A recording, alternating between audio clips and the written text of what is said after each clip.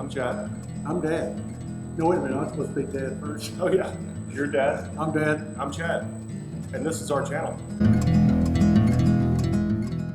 Okay, so this is gonna be the air intake for the Titan 340 and mess this guy up. So when you're dimpling or whenever you're countersinking really thin material, don't do like I did and use a countersink. The material's too thin for that, but I wasn't thinking. And I countersunk this material and the hole got bigger and bigger and bigger, of course, because the material's really thin. Well, you won't be able to see it because I actually used a pop rivet. I drilled it a little bit bigger and used a pop rivet, and it still wasn't flush with the material.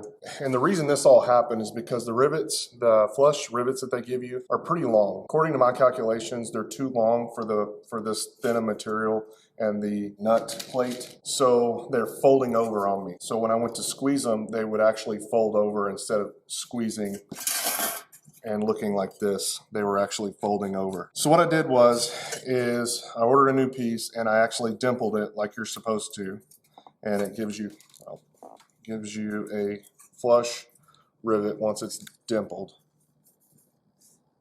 So in order to keep these from folding over, this is what's worked for me.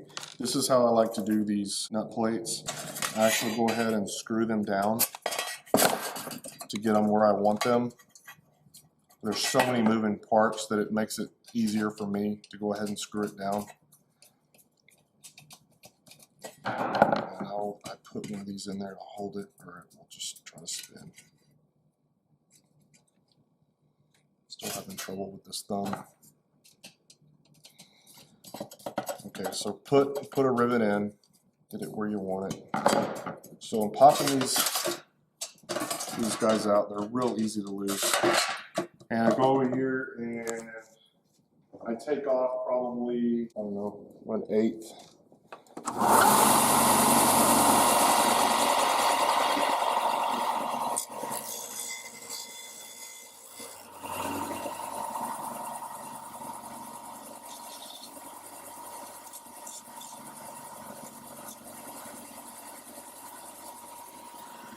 That's about how much, maybe not even 1/8 that I'm taking off.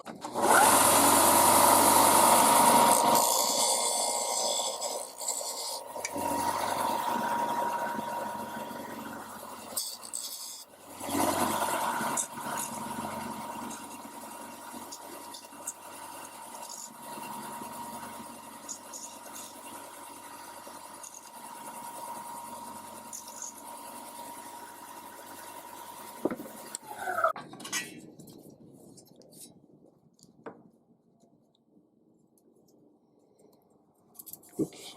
Ah, this thumb just doesn't play well. So I go ahead and put them both in there because I don't think they're exactly perfect, so they want to pull. Once you put one in, they want to pull, and you can see how that one's pulling. It's not straight. You can see it better on this side. See how that they're tilted in a little bit, so the holes aren't exactly perfectly straight. So I like to go to the one that's pulled more first and try to work that one.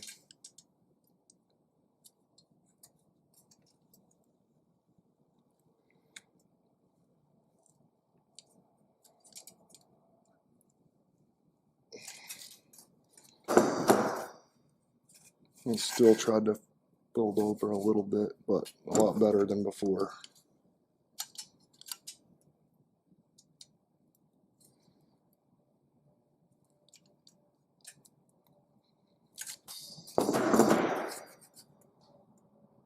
You still see how I could have probably taken some more material off. They're still wanting to fold over a little bit, but that's a lot better than before. So now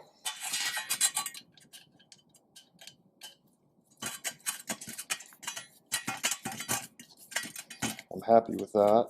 I don't know if it was worth the money to redo it, but I wasn't happy with the other one. So this fits on. This has you want to fit it, these holes. This is where holder is going to go for a cable, and this needs to be clocked, but this is for your alternate air in case you have a air filter that clogs up, ices over, whatever. You can pull that alt air and it will open this up to allow air into the engine. And basically, so the next step, once I've got this finished, put all the screws in, and you see how it's flat now. Before, with the rivet sticking up a little bit, it wasn't flat against the material because the rivets were sticking out.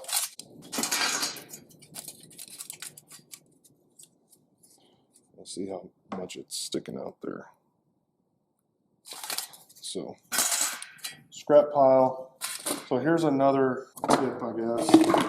So I also, the first piece that I ordered from Rands, or the first piece that came from Rands, was this piece right here, and I had a talk with them up there, and so they drilled 2 holes for you from the factory. And it's going to be these 2 holes here. Is it those 2 or the next one? I think it's the next one.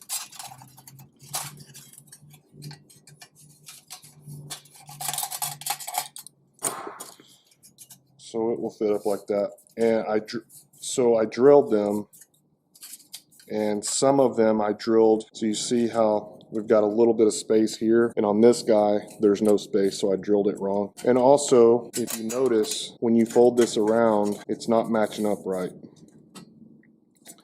So Rands, I talked to Juan there at Rands. See how this guy's further, this guy's shifted. They drilled the hole in the wrong spot, so this guy's forward and this guy's pulled this way. So the holes, they need to drill the holes over here, and they did that with this new piece. They actually did this one correct. It was an error in the CNC machine. So they got it fixed. They got me a new part out free of charge. And so I'll show you what I came up with.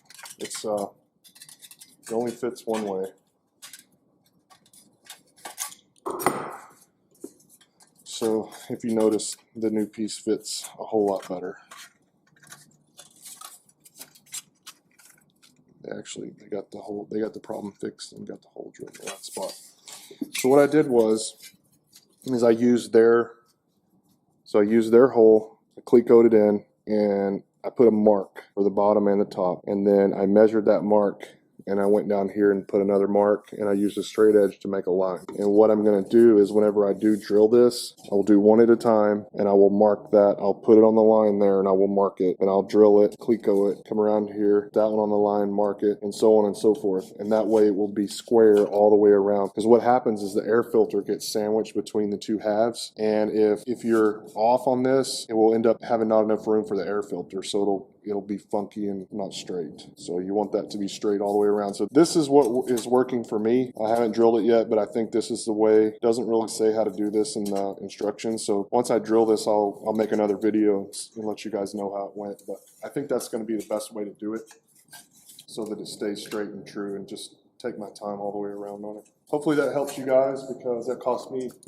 about $80 in parts because I didn't do this right. I got in a hurry.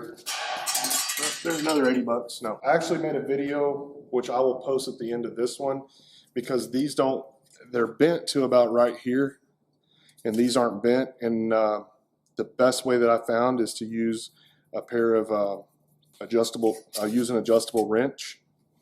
And well, you'll see it in the video. You just slide it on and bend them, and they ended up coming out perfect. So that will be on the end of this, so you'll see it next.